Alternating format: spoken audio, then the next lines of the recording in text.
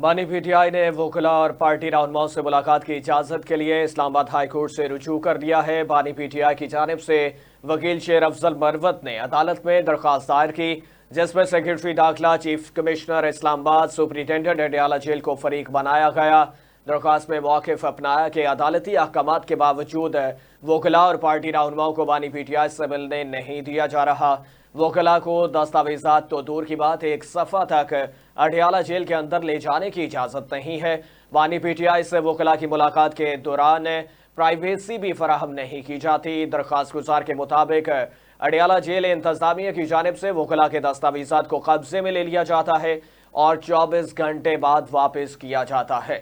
بانی P T I Shehryar Afridi, Shandana Gulzar Khan, Asad Qaiser اور فیض الرحمان سے سیاسی مشاورت کے لیے ملاقات کرنا چاہتے ہیں۔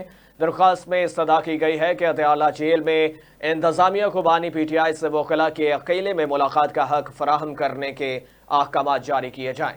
عدالت بانی پی ٹی آئی کے وکلا اور پارٹی رہنماؤں سے ملاقات کی اجازت دینے کا احکامات جاری کرے۔